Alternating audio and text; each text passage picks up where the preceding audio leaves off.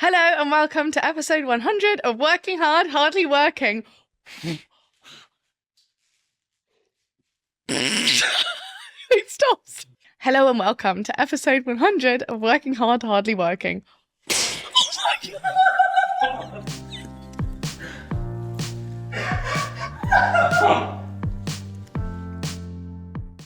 That is perhaps the most scared I've ever been in my life.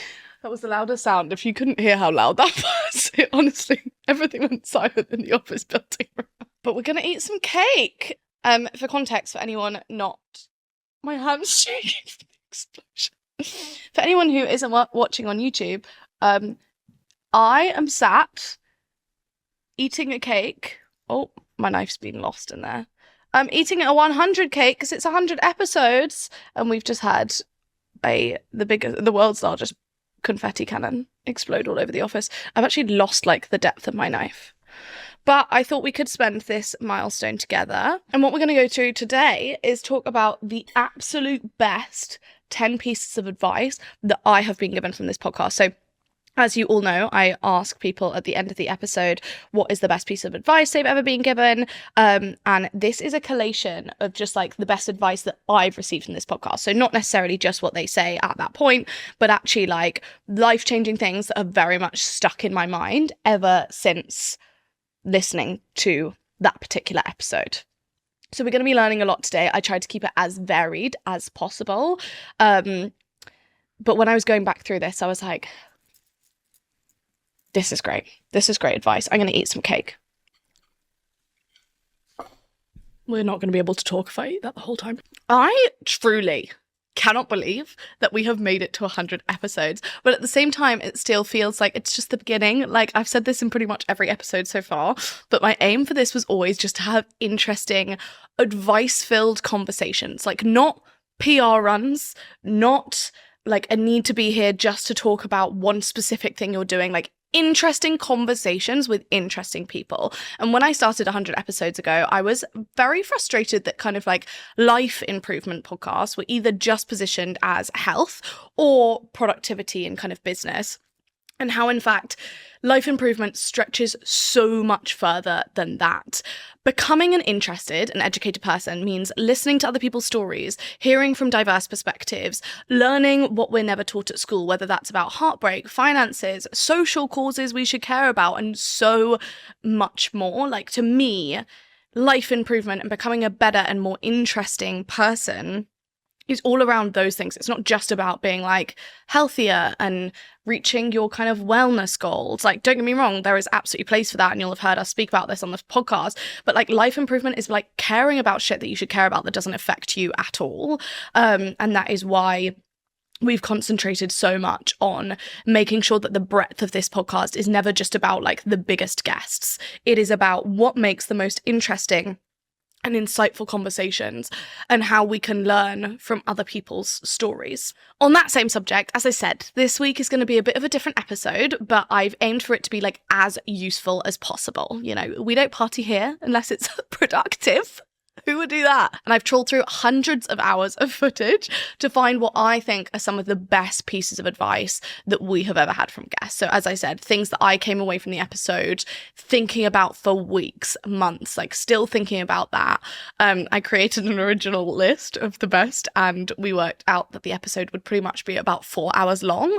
So I've painfully whittled it down to 10 clips that I feel are the best life advice from the last 100 episodes. So they cover a huge range of topics, from managing a team, building a career, sex, dating, mindset, money, skincare, so many different things that I feel dependent on who you are and dependent on what you value, absolutely are a big part of life improvement. I wanted for this to be the most useful episode we've done to date, and also the perfect place to start if you're relatively new to the podcast and want to have an explore of the archives. You could always listen to a little clip here and then think, actually, that episode is definitely something I want to listen to more of. So now it feels because we have such an expansive mix of 100 different episodes of about 100 different things, it feels like a great place to be able to give you a little bit of a contents page, Also, if you like these type of compilation episodes, let me know, because there is so much more gold that I have heard on this podcast and then never forgotten about again. And I feel like we could do them by different themes. So let me know if you're interested in that. And I just want to say that whether you have listened to 1 episode or 100 episodes, I cannot thank you enough for being part of this journey. This podcast has always been guided by what you want to learn and improve on. Like, I'm so grateful for the DMs and comments and whatever it might be of people requesting specific things. And we often go out to find exactly that thing, especially if it comes up a few times. So please never stop sending ideas and making this podcast alongside me, because it is truly a product of everything that you request. I'm so grateful, and we have huge, huge, huge plans for the future. So here is to the next 100 episodes. So we are starting off with a clip from one of my favourite episodes from the last year with John Amaechi. He's a renowned psychologist and the first Brit to play basketball in the NBA, and that kind of combination of those two things made for such an interesting episode on motivation and performance, and it was so actionable as well. And this is what I mean by it not just always being about like the biggest names in every single area. Like, to me, you don't just need to have like loads and loads of followers to have an interesting perspective. And I think that, you know, I'm not going to lie, like, of course that's helpful for the podcast. And of course we've had huge people on here too. But this episode was such an example of how like there are absolute gems to be found that I haven't heard talking on other podcasts. And I've had one conversation with them in real life and I'm like, you need to come on this. So, yeah, I also think that the phrase smooth of silk was very much like based on his voice, because this entire episode was like a guided meditation. It was honestly like the whole team was sitting here like staring at him in wonder. He's like fucking incredible. But before we get into the proper clip, which is about self-awareness, you need to hear this analogy for alpha males, which unsurprisingly got millions of views on TikTok when we posted it after the episode. Many of these, and I hate this term, but many of these alpha type men, I heard somebody else talking about alphas. I wish this was my original thought, but it's like when somebody tells you they're an alpha, you should believe them. And you should just say yes, because alpha is a type of radiation. And it's a type of radiation that's so weak that it doesn't penetrate into the body. But if it gets inside the body, it does tremendous harm. So you believe them. But alpha is also a type of program. It's a type of program that's so buggy it shouldn't be released to the public. And so when a man tells you that they're an alpha, believe them, knowing those things are true. I love so amazing, right? So amazing. I feel like that is very much one of those analogies that you just like need to store in your head for next time you're faced with someone.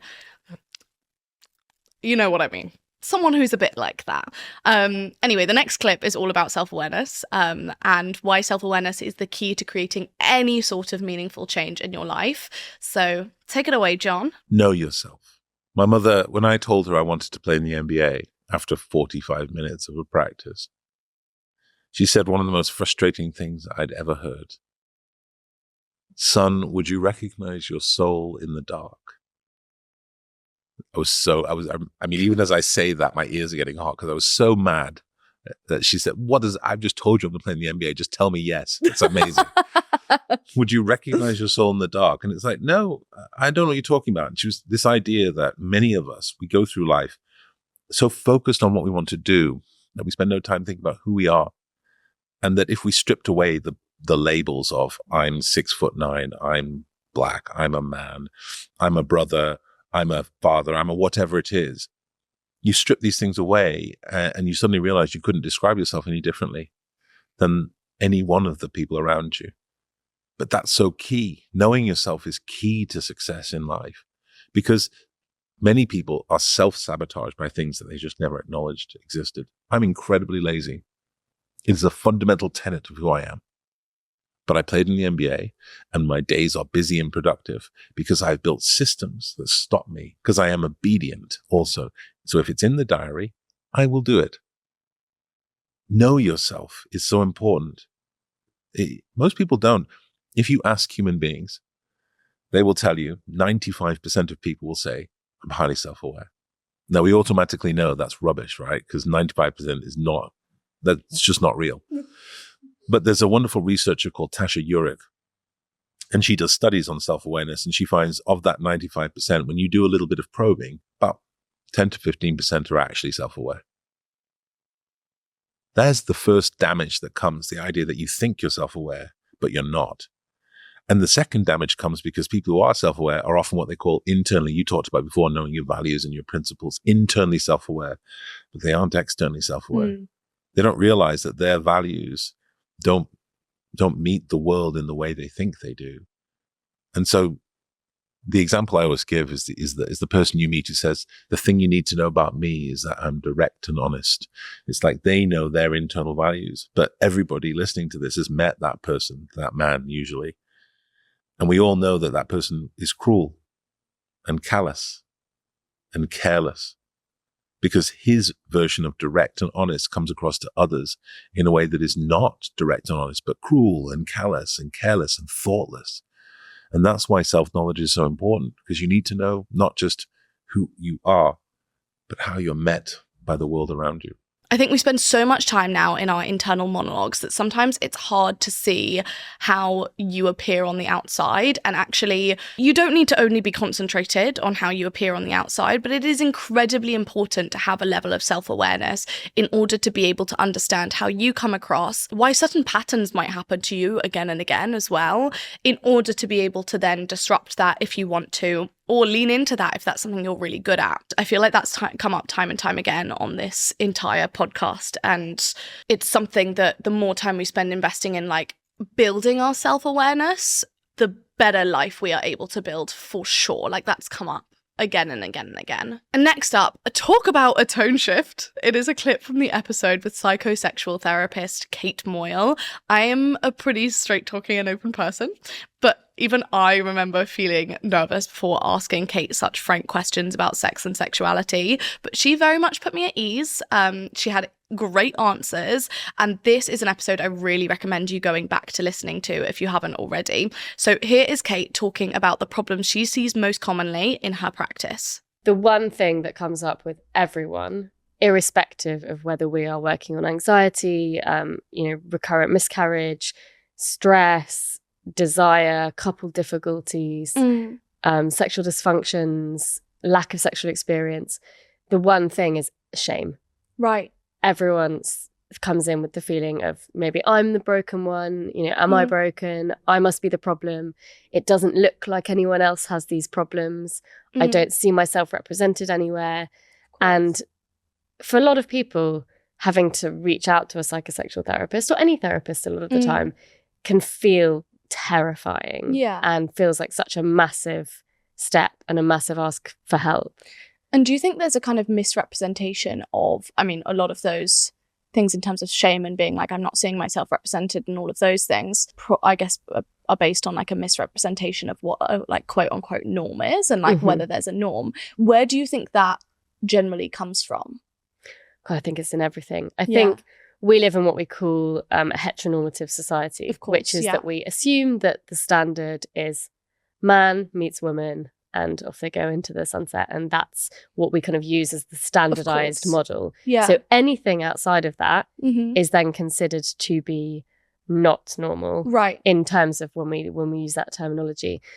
Within that, we then have a normal model of sex, which is that intercourse is real sex and everything else isn't. Right. Or doesn't count as much or isn't as important.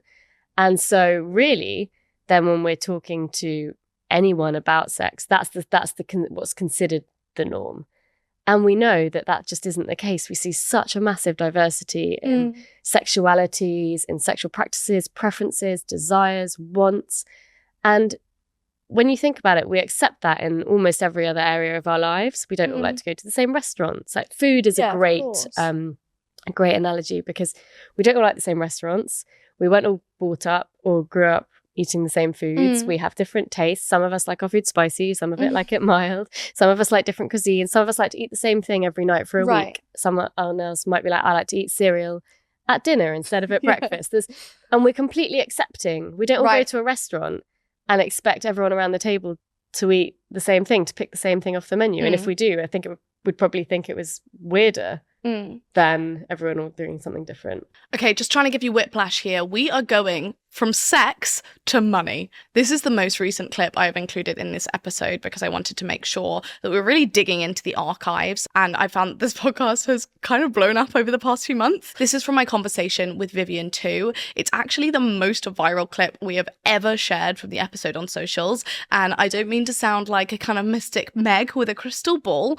But as soon as I heard Vivian say it, I knew. Like, I knew that people would be like, oh my God, that makes so much sense. And also, like, why the fuck do people, like, why do we not learn that at school? Like, why is that not something that we're just taught? Like, that to me is crazy. And that is why I feel like it's so important, especially as women who have often been taught that it's very, like, vulgar to speak about things like money. You know, Vivian, if you've listened to this episode, she is not afraid to deliver some hard truths on spending and demanding your worth. So this is definitely one to take note of and to have a go at like trying when it comes to your own finances. To answer the question of how do I get rich AF, I always say you have to strip. And then everyone's like, what did she just say? So STRIP is an acronym, and it is just a really simple process of how to boot camp your finances. So S stands for savings. I always encourage people to have 3 to 6 months of living expenses set aside in a high yield savings account. So the money being set aside for a rainy day can earn a little additional interest. 3 to 6 months is the basic. But if you are head of household, you got kids, you have inconsistent income, you may want to look at something closer to 6 to 12. Up next, T is total debt. I'm an Aries, so I'm very impatient. And what I like to do with debt is rank it from highest to lowest interest rate. So you'll see stuff like credit card debt at the very top because that has an interest rate of 20 to 35%. Then you've got maybe like mortgages somewhere in the middle here. Right now, they're hovering around 7% in the US. And then if you graduated college, when I graduated college, federal student loan debt, you could get a federal student loan with like a 3 or 4% interest rate on it. So that might be a little bit at the bottom. Whatever your stack looks like, make the minimum payment across everything. And then any additional dollars that you have for debt pay down, put towards the debt at the highest level of interest rate. This is going to help you pay your debt down the fastest while paying the least in interest. Up next, retirement. For my US friends, this is something like your 401k at work or a traditional or Roth IRA individual retirement account. For our friends in the UK listening to this, this could be something like your stocks and shares ISA, your lifetime ISA, and potentially even a little bit of that cash ISA just to have money there. Just have it there. This is going to get you tax benefits. We love tax benefits because we are always looking for the legal ways to pay as few taxes as possible. I think that is just across the board good advice. Up next, I, invest. It is not enough to open these accounts and chuck some cash in. A lot of people do that and they're like, I'm done. No, you're not. You didn't buy anything. You just have cash sitting in a special purse, okay? You got to take that cash and you actually have to buy stuff. And so when it comes to buying stuff, I typically recommend index funds that track the broader stock market, a target date retirement fund that'll, be diversified and planned out based on when you're going to retire. Or if all of this is making your head spin, just Google Best Robo-Advisor 2024 and sign up with a robo-advisor. You take a quick quiz about your money goals. So how much do you earn? How much do you have? How old you are? What your family structure is going to look like? What do you want to do in retirement? Then they will spit out an investment portfolio built for you. Wow. And then you take the quiz every year in case you start to make a lot more money or you have a child or you get married or something changes in your life. And this is great because it takes all of the guesswork out. And then last, P, we have to plan. You don't get to have happily ever after. You don't get to ride off into the sunset if you don't have a plan and know how to get there. And the easiest way to do this, I say, is to calculate your FU number. So what you do is when you're in a good mood, you sit in a room and you think about what does my perfect life look like for 1 year? Where do I live? Am I driving some sort of car? What does that look like? Do I have a family? Do I have pets? Do I have a partner? Do I want to travel? Do I want to buy retail products? Do I want to, take care of my parents in their old age? Think about all of that and then back out what roughly that would cost. Then you take that number and divide it by 0.04. For all of my friends who are not good at math, you get a bigger number. And that number is what you would have to have invested in a conservative investment portfolio. That 0.04 represents 4%. You would have to have that bigger number invested, earning you 4%. And that would essentially throw off enough investment returns so that you could live the exact perfect life you want without ever working again.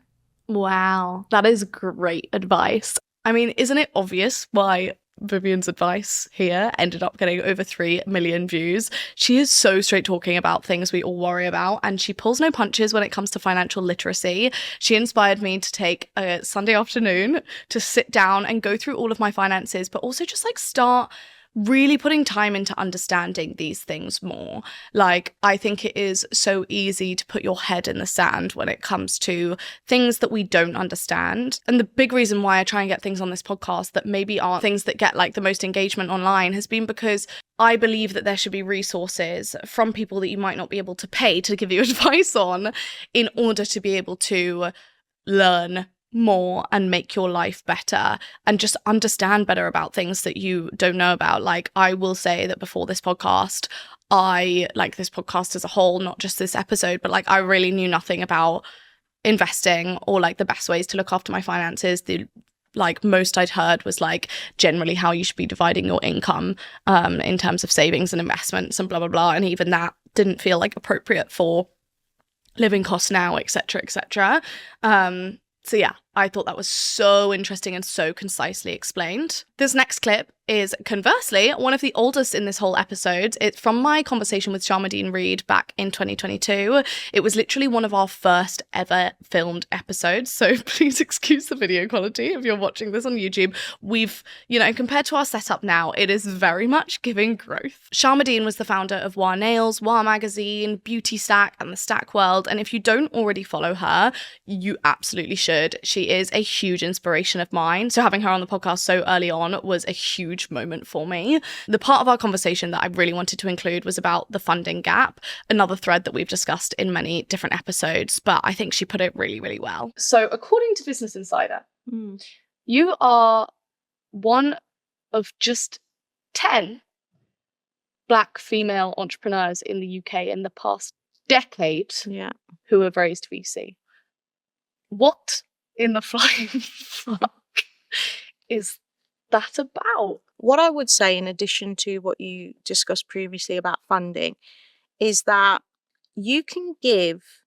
I got over the first hurdle. I raised VC money. I probably raised one of the top rounds for Black women. The second hurdle, if you manage to get over that one, is how you spend that money. Mm-hmm. And one of the things I realized during my process as a VC-backed startup is that you can give 2 people 1 million and they're going to deploy that capital in a completely different way based on their experience, based on their personal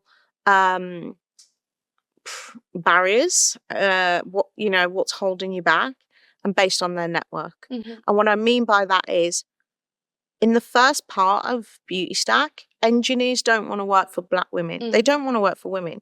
There was this whole thing about the few engineers not really understanding that I was their boss. You know what I mean? So then you have to pay extra money. So you basically spend more money to achieve the same results than someone who's got a network, who knows an amazing salesperson from their MBA. Or, there's so many, there's so many Eton boys in tech, right? So they're able to call on their Eton boy mates. Oh, come and do this job. And in 2 months, they're going to get more sales than the woman who's never been in that network, because they're also selling to their friends. Yeah.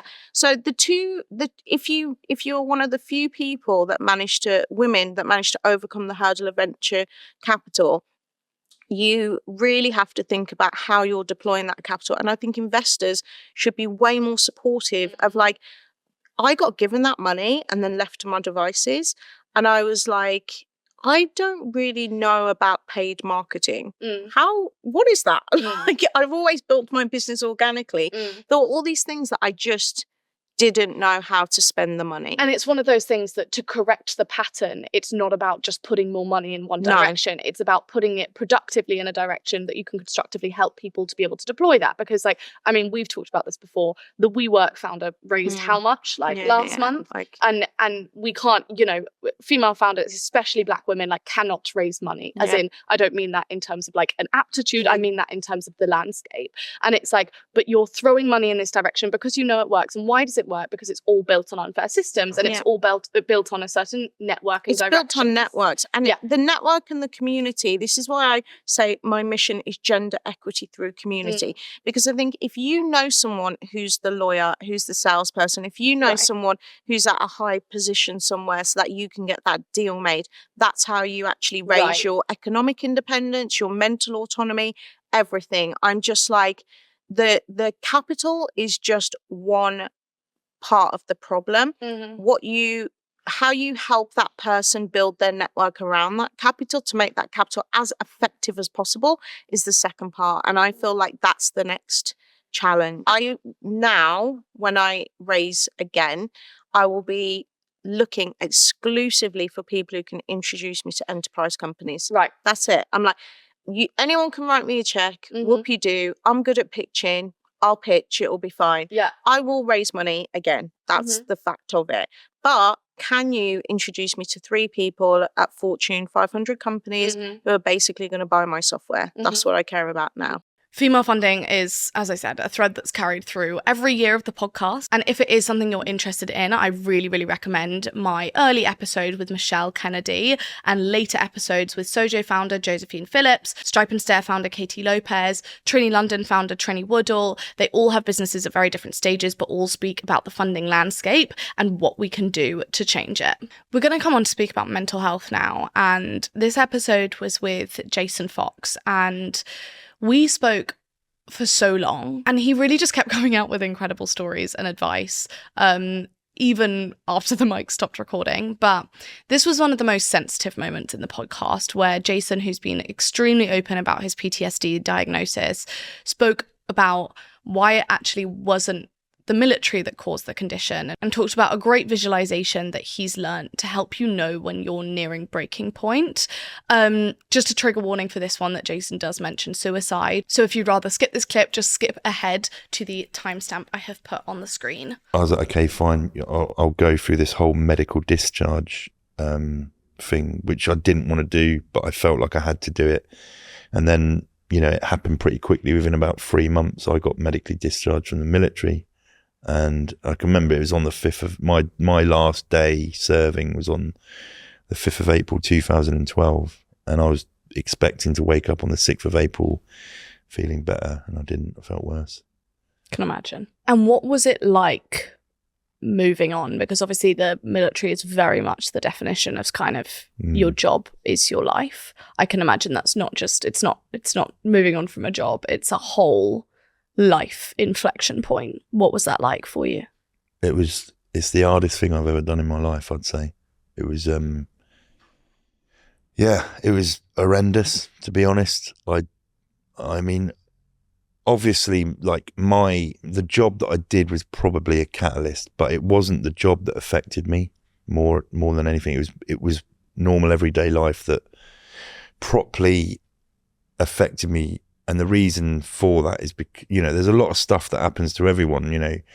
People keep saying, I understand why you got PTSD because you were in the military, in the special forces, you were away fighting. And I was like, I don't think it can be attributed to that. It's more attributed to the fact that, I met someone, I got married, we had a kid, the kid was ill, we argue, car breaks down, the washing machine breaks, we ain't got enough money for the bills, kids back in hospital, we start splitting up, get divorced, all that stuff.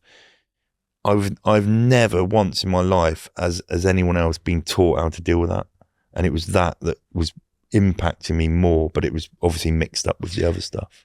And I think that's so important to say as well, because I can imagine, and it would probably be easier for you to sit here and say, Yeah, of course. I was in the military. I was being shot at. Of course, I would, go down that to openly say actually some of the normal, quote unquote, stuff was the stuff that really had that impact in amongst obviously other things.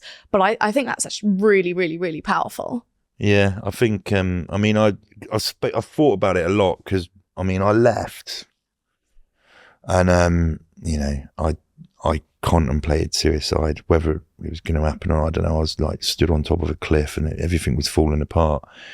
And I didn't. I walked away, and it was at that point I was like, right, I need to do something. If I'm not going to do that, I need to make sure that I'm doing something that's going to change my life.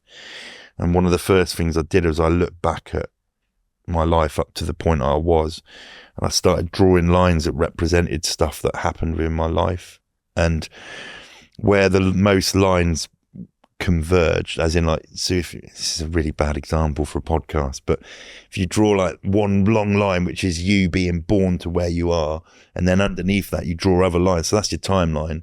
Then you do one that, you've got a line that's your career, your military career, and then within that you've got career courses where you're expected to perform.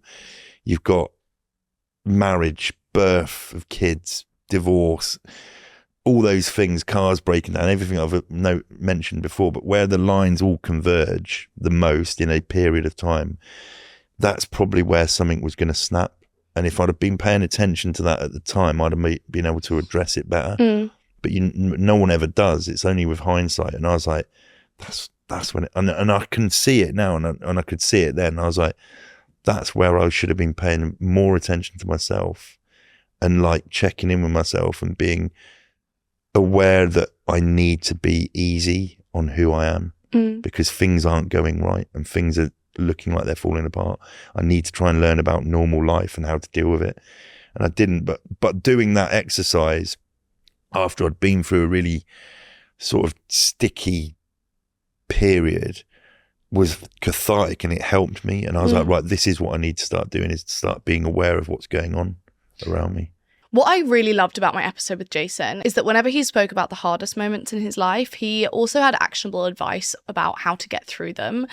And whenever I get very overwhelmed now, I really do think about his timelines theory. And I think that as a whole, he was just so open and explaining really, really well the things he kind of had to learn to mean that he got through that point. And through his own admission, he hadn't been interested in looking at his mental health until he really got to breaking point. And I do think that this was just a very, very good piece of advice. And on the subject of actionable advice from a very, very different area, this next snippet was from, without a doubt, one of the most useful episodes for anyone with a business, no matter what that business is. It's from the episode with Lux Collective's Ben Gallagher back in January this year. Ben really created this type of social media strategy from scratch. They tested, they learned, they built all of this, especially over lockdown, and they've really just tested and learned. And what he did in this episode was he was just extremely generous with actually revealing all of that. I think one of the toughest things in entrepreneurship is that there's very, very little knowledge sharing. And I've always tried to break through that in this, because if you're coming on this podcast, I'm going to ask you literally everything I think of while speaking to you. Anyway, I had so many messages after this episode about how many of you had actually put his strategy into action. So it was definitely one that had to be in this roundup. Let's talk about your social strategy, because actually on the topic, I feel like that's one of the it's such an exciting part of your business. And I think it's so unique as well. Your business has bigger social following than businesses probably I don't know, unicorns, billion-dollar businesses. For sure. And that's incredibly exciting. You've done so well. I want to get straight into the nuts and bolts of how you grew. Okay. What was your strategy? So we were on TikTok so early. So we got on there about 2019. So 3 years before you were even on it, which is wild. Imagine 3 years worth of work that we'd accumulated. I feel if, as I said, fumbled. Rub it in, why don't you? We so that meant in a lot of things, but most importantly is that we were able to learn a lot quicker than a lot of people because we had years of experience in it. So by the time lockdown came around, I already knew what type of videos people wanted to consume. So it was like, I posted the first 7 videos and they were like rubbish. Like I had no experience in content creation, no experience in making a good, engaging video. Like nothing worked. And then someone sent a DM saying, please, can you show me how to tie a pair of Alexander McQueen trainers? And I was in the office doing nothing. I was like, oh, I'll just, instead of explaining it to her, I'll video it and I'll send her it as a message. And then I thought, oh, instead of sending it to her as a message, I'll post it on TikTok and then post it on Instagram and then share it with her.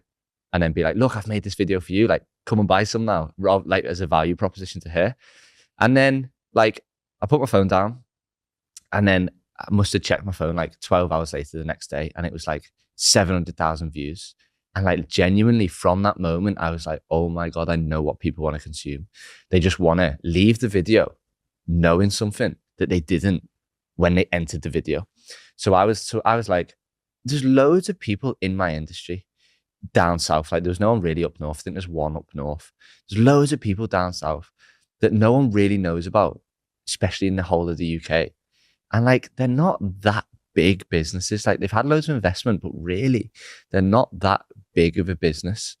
So like, how do we, but the market's out there. So how do we attract those people to come to our business? And it's like, well, we need to create content on social media. So I was like, okay, what works on social media? So I was like, okay, giving value. So instead of like looking at all our competitors and being like, here's a picture of a Birkin, like the most expensive, the most expensive bag in the world. Like here's a picture of a Chanel that you can't get because Chanel won't sew you one. Like I have it. Do you know what I mean? Like here's 7 things you can do to get someone to give you a Birkin for £30,000. Literally. So I was like, okay, if I want to build an audience, I'm going to have to build a big audience. And 80% of those people aren't going to care what we sell. It's just the 80-20 rule. Like 80% of them aren't going to care. But to get to that 20%, I have to go through that 80%. So I'm going to take the angle. I'm going to use, which I didn't know at the time, my unfair advantage of being from Liverpool as a teenager, a boy talking about women's handbags and fashion. I was like, I'm going to do this because it just got people so curious when they first came across me. They were like, what the hell is this guy doing? What's going on here? Literally 100%. And like when I bump into people who notice me off socials, they're like, that's the first thing they say. They're like, I just got so intrigued because I've never heard or seen someone like you talk about this industry. So the strategy's really evolved over time, but the main thing of it is just providing value. And I know that's a very blanket term of like, oh, you have to provide value, or to be like, come and be my client, I'll provide you value. But it's really like, in simple terms, is giving something to someone that they didn't know they wanted, that they never had when they first came onto your profile. Yeah, I mean, I think that is so powerful, and you would be surprised at how much value that would add to literally every single traditional business out there. So instead of talking about the product you sell, instead of talking about how you can benefit this company, talk about, so it's a strategy I like to call hosting the party. Talk about the industry. Talk, like, give people a reason why they come back onto your brand at 5 p.m. every night when your audience know you post. Give them a reason to come back. So yeah, the hosting the party strategy is like, talk about your industry, talk about the news in there, talk about history in there, talk about your opinions on there, because everyone loves an opinion. Everyone has an opinion. So yeah, that was the strategy we took. And I'm so surprised that people haven't copied us. I mean, they have copied us, but they see it not work for about 2 months and they're like, oh, it's only worked for him because he's a lad from Liverpool who talks about fashion and he's been doing it for whatever. It's like, it's not that. It's that you just have to do it for 3 years and you have to post 3 times a day. And if you don't want to do it, then but like I've done the blueprint for everyone who wants to build social media. 3 times a day for 3 years. Go and do it. Like, there's the plan. There's how you can get millions of followers. If you work in social media, or you know someone who does, or you know someone who has a business who happens to sell on social media, which is probably literally every business ever, I would highly recommend sending them that episode. It honestly, like, there were so many gems. I actually made the entire socials teams at my businesses listen to the episode, because I was just like, I can't regurgitate the amount of value he had in there. And like, we consider ourselves pretty social first. But honestly, like, I love the idea. I love his view on testing and learning. I love his idea of like hosting a party. I love the whole thing about how everyone just wants to be educated or they want to be entertained. Like, it's so squarely within what I believe about social media. And I just think that, you know, he was so generous with just being able to actually like very clearly be like, yeah, this is what we do and this is how we do it. And these were the big inflection points. And this was where we grew loads but didn't sell a lot, blah, blah, blah, blah, blah. Now we're heading way back into the archives to one of my first ever filmed episodes with the brilliant Candice Brathwaite. Candice opened up on this episode about the hostility she faced as a Black woman entering the mummy blogging and publishing worlds. I would hugely recommend listening if you haven't already. This clip, though, that I'm going to play, she was so transparent about how her and her husband's incomes have changed as they've developed their careers. But this advice on choosing your partner is the clip from the episode that really, like, everyone went absolutely crazy about. And I think especially in a world where social media makes things look a lot better than they are for a lot of different people, especially when it comes to like the flashy stuff, when it comes to like genuinely choosing a partner who will support you and be there through your toughest times, like that could not be more important. I see a lot of younger women saying their mid-20s, I want a 6-figure guy, I want a 7-figure guy. Love that. Know your worth. Want a guy who's doing A, B, or C. But I'm always interested in how you could become the 6-figure person. Life is short, but it can also be really long. And things are always changing. For a long portion of time, for those 4 or 5 years, my husband was the breadwinner. No one batted an eyelid at that because that's the norm. That's the societal norm. And then in the middle of the pandemic, he left a job that was literally draining his soul. And I became the breadwinner. We just don't see it like that in our household. This pot has got to get filled up anyhow. Don't care who's doing the filling. This is what the house needs. Who's dumping into this reserve? Also, at this time where I'm being the breadwinner, I'm already thinking 5 years down the line where I may want to take a career break. And now he's going to have to step in. So I just find the breadwinning conversation really interesting because in our house, it's just a flip-flop. It's like, what if please God, no. But what if I have another kid? I just want to make sure the atmosphere is understanding. Sure I'm just using that as an example. What if do you know what I mean? There are going to be some things I can't do and I'm going to have to pass the thing back to him. So it's been really good, I would say, for my confidence. I can't lie. It allows me to know that or believe that outside of our union, I can survive. And that's really important for all women, specifically Black women and I think a lot of our older aunties, as we call them in the community, they still struggle with this. They're stuck in relationships they can't leave because they believe they can't be financially free. So to know that I can pour into my household in a way that is usually expected of men fills me with a lot of confidence. I love him to death, but if things ever went wrong, or God forbid, because this is happening to a lot of women I love right now, he dies, I'm not going to be sitting here thinking, well, not only is my emotional world rocked, but the way I live day to day is rocked. I'm like, no, I can do this. I can manage. And it's a big thing for women as well. I think that in general, the idea of financial independence as almost just creating your freedom in a way that it's not going to create complete freedom. You can still want someone who does X, Y, and Z. But I do think there's this kind of slight danger in the conversation. And of course, from like my position, my career started very young. I've come from a big position of privilege, like in terms of that I can't, shout from the rooftops like just be financially free, then you won't need of course I can't. But in terms of actually this glamorization of I want a man who does X, Y, and Z, and it almost just kind of flipping the conversation again, that kind of worries me. And it's like, yes, know your worth, know what you want from a man 100%, but please more so than that, know what you want from yourself. Also, I've been with really rich men, really rich, horrible men, and they're so stingy and they see women like that as so interchangeable. It's like buying a new pair of trainers because they know you are dependent upon them in that manner. And I would much rather a hardworking 5-figure guy who is going to exalt me to a place where I get to be an 8-figure gal than the 6 or 7-figure guy who is always going to try and oppress me. well, it just also, I think, always creates a power imbalance. Because no matter what that, if that difference is large in some way, and I'm not saying that it shouldn't be, and there'll be relationships that really do work in it and all of that, but actually from certain kind of like friends I've seen, for example, when that has been quite a different weighting, if you have an argument and you're on a holiday, that the kind of like I would just, I don't know, the situation where it's like, I can't tell you not to do something or ask you not to X, Y, and Z, or have an argument and it not be already weighted based on the fact that you paid for this holiday or this dinner.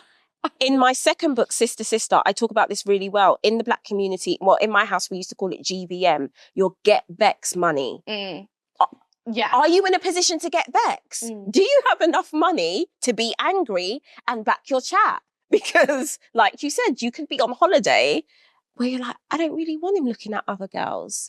You don't have your GVM. So you feel like you can't say that. Because how are you getting home if he's going to be like, and there's a lot of them that will, well, if you don't like it, leave. I also worry that it's making young men like broke to keep up with the whole thing. That's so funny. It's not funny, it's the way you say it. like I'm worried that they're, but I'm just like worried, like when we create this ideal that like you have to be, sorry, this is so off topic for everything we've ever talked about, but I think it's really interesting. When we create this ideal that it's like, oh, you're fucking 21, and it's like, he has to take me to Novikov on the first date. And it's like, you're not spend his rent money. So broke, so unsustainable. Also then, I think it doesn't encourage young men to double down on the things that, and you will need this if you decide to have kids. You might just want a man who is going to help you change your sanitary towel. On God.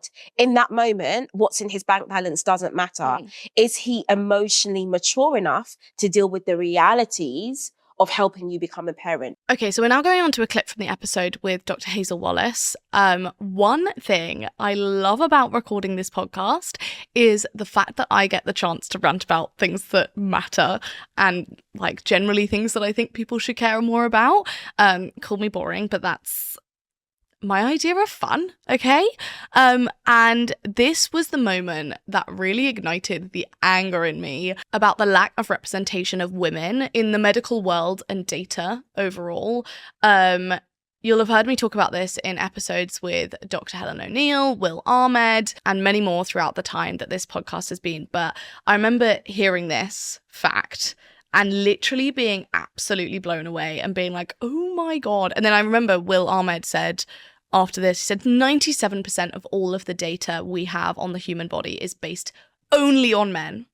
97%. Like, how do we believe that we know anything about women's conditions when that is the case? Anyway, listen to this clip. Until like the 1990s or something, you didn't have to have women in clinical trials or something. Yeah, it was most of the medical research we have is based on a male body and just extrapolated to a female with the assumption which is wild. Like, as in, like, how could even just like knowing about like probably like one main difference between the sexes in terms of like carrying children and like the menstrual cycle and stuff like that. Like, how an entirely different hormonal profile. Like, how are we expecting the like to be like, this is an entire study we did on like all men and maybe like one woman, and like you'd never be able to do that with like sample size, extracting it from like one person to a million people. So why would you do it from like literally missing out half of the population? Well, this is it, and this is why it's so ironic, because they historically excluded women for three main reasons. The first is because of our fluctuating hormones, and that's like a nuisance for them to control for. So we'll just pretend they don't exist. Yeah. The second is the risk of pregnancy, so there's like an ethical issues. And the third is the fact that women have historically been primary caregivers, so they just can't like come to the trials. But researchers haven't made it like accessible that they would do evening trials or like the fact that sure women are still very much primary caregivers. Yeah, and it's definitely, you know, now you do have to include sex disaggregated data, but it's happening so slowly, and by the time research happens that changes clinical practice takes years. And in the UK they released the Women's Health Strategy last year, which is basically outlining all the changes that they're going to do in terms of restructuring of the NHS and research. And that's a really positive step, but it is just paper at the moment. So everyone's always like asking me to go on the radio and talk about it, and I'm like, until I see any movements in this, I'm not willing to talk about it, because we bring out papers all the time and change nothing. And I actually just want to jump in here. This wasn't even part of the plan, but I want to say that what was even wilder was talking to Will Ahmed and hearing that what they were able to do when finally having women essentially involved in giving scientific data based on the customer base that Whoop has. Medical research is an industry that suffers, I believe, from really small sample sizes and just generally slow iteration. Technology actually as an industry is kind of the opposite. You know, you have large sample sizes and you actually want to move at a fairly rapid pace. And a lot of the studies that I was reading as a college student had 20 people in them. And, you know, big claims were being made based on those 20 people. And so I thought to myself, wow, like when we get this product on 100 people, 1,000 people, we're going to have actually like some of the largest physiological studies. And of course, now we have this profoundly large data set. So the faster answer to your question is yes, all the work we've done has been based on medical research. Now we're at a stage where we're so big, we're doing a lot of the cutting edge research. You'll meet with our data science team and they'll be uncovering things that no one's ever talked about before. I'll give you an example because we just published this recently. So this measurement, heart rate variability that I was mentioning before, really powerful for recovery. Turns out it has all these other really interesting signals. One, which we couldn't have anticipated, was around pregnancy. And what we found in looking at, again, a small study on, I believe it was 12 women, over 3 years. And they observed for 12 women who went through pregnancy that over the course of their pregnancy, their heart rate variabilities declined.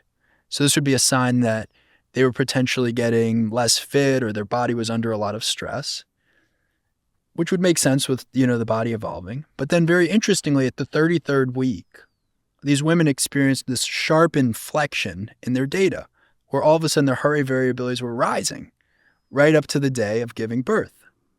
And so the researcher hypothesized, is heart rate variability an important biomarker for pregnancy? And is the 33rd week this important inflection point before someone delivers? So we read about this research and we went out to our members, and within a week's time, we had 2,000 pregnant women contributing to science and sharing their data. And what's powerful about this data set is not only was it normal pregnancies, it was 10% of the pregnancies were early deliveries, which is consistent with pregnancy in general. And so then the question became, well, is this heart rate variability trend that I just described, where it decreases and then shortly before birth increases or delivery increases, is that a phenomenon that's specific to the 33rd week? Or is it 7 weeks back? Because if it's 7 weeks back, then it's predictive. And sure enough, what we found was it's 7 weeks back. Wow. And so now we're developing the capabilities to be able to show a pregnant woman when we think she may be able to deliver based on that inflection. That is incredible. That is so interesting. I can imagine that the people who invested in you early on are feeling very good about themselves. Yeah, I mean, it's fascinating. And that's one category of an infinite number of things that is going on in our lives. Going back to Hazel, she also had some incredible advice about how to advocate for yourself in the medical world. Believe me, I do not think that the onus should be on women to fix the gender healthcare gap. But obviously, when the data gap results in a gap in like how we're diagnosing women as well. I think we've got to give ourselves the best chance. And I do think that this was a very useful piece of advice. What can people do in order to be able to improve their chances of, you know, being correctly diagnosed, etc.?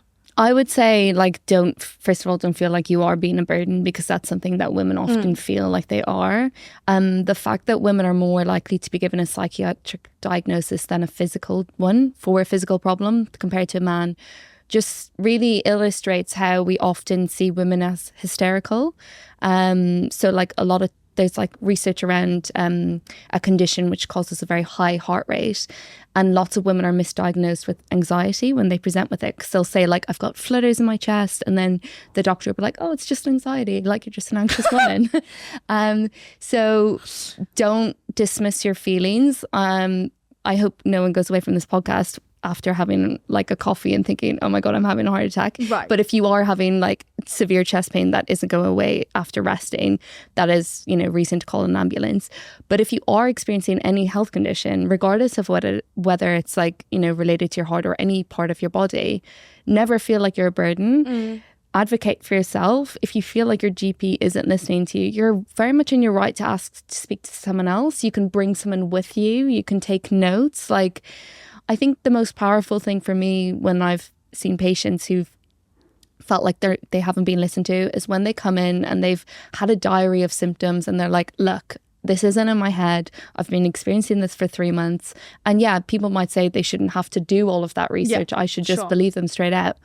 But sometimes it's like really powerful for you to like bring the facts, and also it makes you feel a bit more like confident in what you're saying. Yeah. Because the patterns are on the paper. So this is a slightly more recent clip from my chat with Dr. Rangan Chaterjee earlier this year about the benefits of morning routines. I remember at the end of the episode, Rangan said he felt like he babbled, which is crazy because his advice was some of the most useful and actionable we have ever had on this podcast. So I personally do have quite a specific morning routine that I've been working on for years. Now, at this stage in my life, it happens to be between 30 and 45 minutes. Now, I fully appreciate that some people will go, it's ridiculous, I don't have time for that. I talk to my patients about something called the 3 M's: mindfulness, movement, and mindset. What I do is I do 10 minutes of meditation when I wake up first thing. So I live in a house, I go downstairs, I'm in my pajamas, I do 10 minutes of meditation. Second thing I do is I go into my kitchen and I love to drink coffee. So I'm very particular about my coffee. I weigh out my coffee, I put it in the French press, and I put a timer on for 5 minutes. In those 5 minutes, I do a 5-minute strength workout. Could be press-ups, I might pick up a kettlebell that I've got in the kitchen, but I make it really, really simple. And then the third M is mindset. So after my little workout, I've got my nice cup of coffee, exactly the way I like it. And these days I journal. So I'll literally write in my journal. I answer some questions each morning, 3 particular questions that I ask myself every morning. And I think about the answers and I write them down. The reason I share that, Grace, is because I believe morning routines are important. You don't need to get sucked into the 2-hour routine the New York CEO does. If you can do that, great. But I appreciate most people can't. Even 5 minutes of intentional time each morning with your cup of tea, maybe journaling whilst you have a cup of tea, answering some important questions, I think that will transform people's lives. And I've seen it. It's done it for me. And it's done it for thousands of my patients. Rangan then went on later in the episode to take us through the 3 questions that he asks himself every morning. I can see all the data on my YouTube channel, right? And this list of questions was the most replayed part of the entire episode. And I've actually written the questions in my notes so that I can refer back to them whenever I'm having a tough morning, or also beyond just having a tough morning, whenever like I feel like I'm just in the wrong mindset for a good few days at a time, or like a good few weeks at a time. It's a great way to start your day. The 3 questions I ask myself every morning, yes, it's in my journal, but people don't need to get the journal. They could just do this, on a piece of paper. And I think, from the people who do this every morning, they say it totally transforms their days. Right, the first thing, what's one thing I deeply appreciate about my life? Simple question, right? We know from the scientific research that a regular practice of gratitude can help improve your moods. It can improve your decision making. It can reduce anxiety. It can reduce depression. It can help you sleep better. The lists are endless. Answering that question will take you 30 seconds, a minute maximum. What's one thing I deeply appreciate about my life? Second question. What's the most important thing I have to do today? It's one of my favorite questions. It's the anti-busyness question, because for most of us, our to-do lists are never done. That's an endless list. Even if you think you've done everything, your focus is going to be on what did you not do? What is the most important thing I have to do today? Forces you to make a decision. And when you start off, you're often like, well, there's an important thing at work. There's an important thing in my home life. Fine, start off with 2. But over time, you realize there actually is only one most important thing. And the point is, it doesn't matter what you put down. What matters is that you put something down. And then if you do that thing, it means that that day was a win, right? So some days for me, it's like, I must go for a 20-minute walk today. Okay, some days it's like when the kids come home from school, I need to shut my laptop and make sure I'm fully present with them and listen to what they have to tell me. Other days is I must make sure after the kids have gone to bed, I spend some intentional time with my wife. By answering those questions, it doesn't mean that nothing else in my life is important. By saying I want to spend time with my wife doesn't mean that time with my kids is not important, but it helps direct the focus each day. And if that's all people ask themselves each day, it is inconceivable that your life won't change, because if you do that 7 days a week, then that means you're doing 7 important things each week. You're doing 28 important things every 4 weeks. Your life is going to start to change. And the third question is, what quality do I want to showcase to the world today? Again, I love this question, Grace, because so much of who we are is reactive, right? We think that we have to be the person who woke up on the wrong side of bed on a particular day, but we don't. Right? We've got a lot more agency over how we show up in the world. So, for example, you can write down, I want to show the world the quality of patience today or compassion today, right? And you set the intention, this is how I want to behave. And if you have time, you can think about that. Okay, that means when I get into work, I'm going to smile at my colleagues. If someone barges in front of me to get on at the tube, I'm not going to get annoyed. I'm just going to smile and go, oh, maybe they're in a rush. Honestly, just spending a few minutes each morning answering these 3 questions will absolutely change the trajectory of your life. And if you do it every day, the same questions, you start to build up such a phenomenal self-awareness about yourself, and you start to live more intentionally. And for the grand finale, we have the queen of skincare herself, Caroline Hirons. This episode is one of the ones I return to time and time again, just because it's such a well of knowledge. We had so much fun recording, and Caroline is so brilliant and straight talking, and I love her for it. And this was her advice for anyone starting to build their skincare routine. Buy an SPF. Don't sleep in your makeup. Don't smoke. Good ones. Short and sharp. Pretty simple. If you start there, then you're onto a winner, especially if you manage to get to your teenagers. If you can get them into a routine, doing it religiously, like a routine is key. The earlier you start, the less you need as you get older. Because the signs of sort of aging that most people complain about, pigmentation, wrinkles, sagginess, all that sort of stuff, it's going to happen to us all eventually. You can delay the process a lot, though, if you're using SPF, for example. And so should we all be using SPF every day, whether inside, outside? Yeah. On your face. Yeah, if you want to help prevent, if you want to sort of slow the passage of time, nothing's going to stop you aging. And why should you? We're a pro-aging brand. We don't like to use the term anti-aging. If I use it in the context of letting people know what I mean, because the industry has made it such a relative term, but we're not. We're just, healthy aging is better, like healthy skin. I don't like to use the term normal for sort of a skin that doesn't really have any kind of skin condition. It's safer sort of, I think, and kinder to say balanced. Things like that. We just try and tweak the language a bit. But in terms of a sun factor, the sun is fantastic. I love the sun, but it can and does cause damage, So I'm not saying you have to slather yourself in a beach SPF when you're going to work in the winter. That's not what I'm saying. But on your face, you can find a really sexy SPF that works well under makeup as well, you're set.